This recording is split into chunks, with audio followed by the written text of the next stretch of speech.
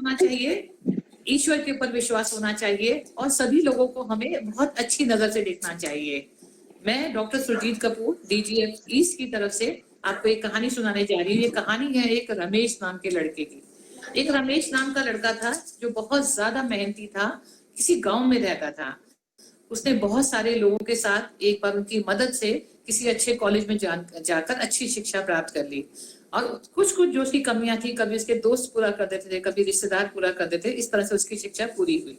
शिक्षा पूरी करके वो एक बार अपने गांव वापस आ गया।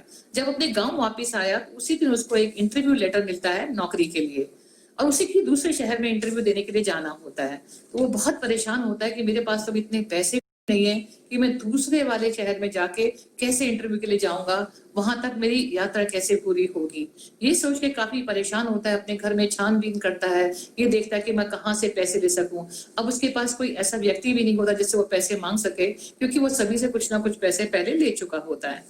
तो ये सोचता सोचता फिर भी अपने मन में एक विश्वास की भावना लेकर वो घर से तैयार होकर चल पड़ता है। मैं देखता हूँ बस स्टैंड पे जाके शायद कोई आदमी मुझे लिफ्ट दे दे, शायद कोई मेरी बात सुन के मुझ पर थोड़ी सी दया करके मुझे उस शहर तक पहुंचा दे, तो मैं अपनी नौकरी का इंटरव्यू दिया हूंगा। और अगर मुझे नौकरी मिल जाती है वो वाली, तो मैंने जिससे जो जो पैसा लिया है मैं सबका वापस करने लायक भी रहूंगा।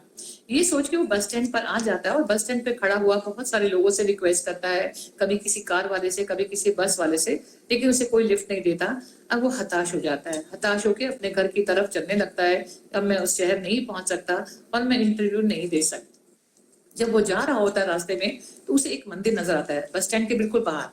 उस मंदिर में उसको लगता है चलो चलते चलते मंदिर में भी हो जाते हैं, जब अब मैं कुछ और कर ही नहीं रहा हूँ सारा दिन, तो मैं मंदिर चला जाता हूँ। मंदिर जाके वो नम आंखों से भगवान की तरफ देखता है कि आज मुझे एक मौका मिला था नौकरी का, मुझे नहीं मिला, चलो कोई बात नहीं, मैंने कोशिश करी, फिर मुझे दोबारा भी नौकरी मिल सकती है। ये कह के भगवान से करके वापिस निकलने लगता है।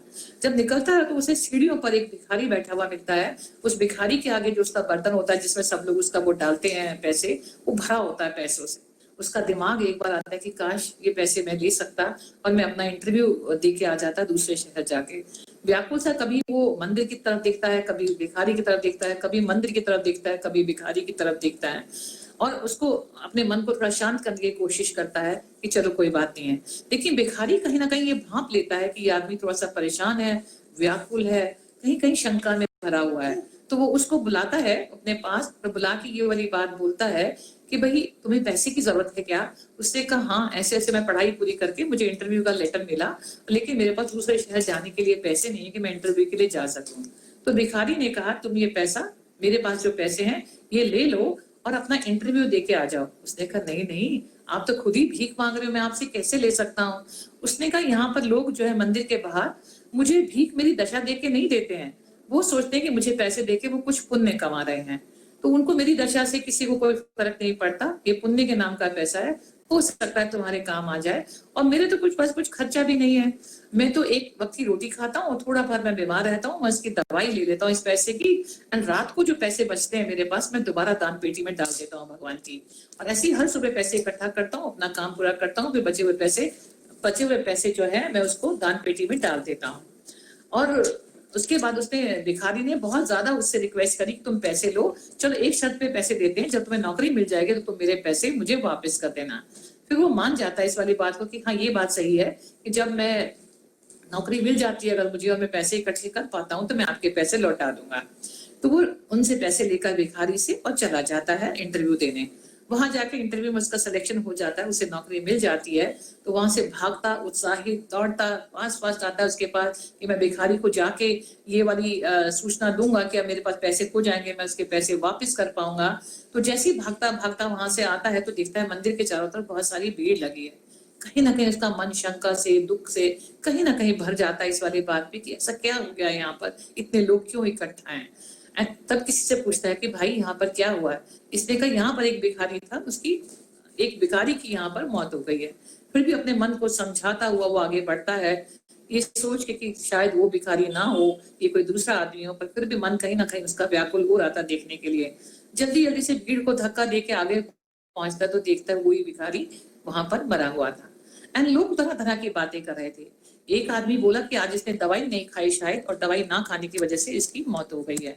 एक आदमी बोला अरे भाई भिखारी था, इसका कोई आगे ना पीछे, मर भी गया तो कोई बात नहीं है। सभी लोग अपने अपने विचारों के हिसाब से उसका आंकलन कर रहे थे भिखारी का। लेकिन लड़के का जो है, एक बार को उसकी आंखों से टप टप टप टप आंसू गए कि मैं इसका पैसा लेके चला गया, और इसके बाद इसने दवाई नहीं खाई और इसकी मौत हो गई। ये अपनी आंखों से रोता हुआ बिना कुछ बोले हुए मंदिर जाता है और भगवान से पूछता है कि भाई मुझे नहीं समझ में आया, या तो आप भगवान का रूप लेके वहां बैठे थे और मुझे पैसा देना चाहते थे, मेरी मदद करना चाहते थे, और उसकी मौत निश्चित थी कि नहीं थी। जब सभी कहते कि भगवान के हाथ में है हमारा जीवन मृत्यु दोनों ही, तो उसको अगर मरना ही था, वो अपना एक पुण्य का काम करके चला गया, मेरी को नौकरी दे के चला गया और खुद अपनी जान दे दी। मुझे नहीं समझ में आया। इन्हीं सभी सवालों जवाबों से व्याकुल धीरे धीरे अपने घर की तरफ चला गया, और ये सोच के कि शायद हम कुछ ऐसा किसी से सीख सकें, कुछ ऐसा बन सके कि आज हमारा भी मन करे कि उसकी तरह की जिंदगी जिए जैसे उस भिखारी ने जिंदगी जी है। इस वाली कहानी से हमें दो शिक्षा मिलती है। एक शिक्षा ये मिलती है कि हमें हारना नहीं चाहिए। उस लड़के ने कुछ ना होते हुए भी अपनी हिम्मत करी, बस स्टैंड पे आ गया कि मैं नौकरी की तरह पा लूंगा।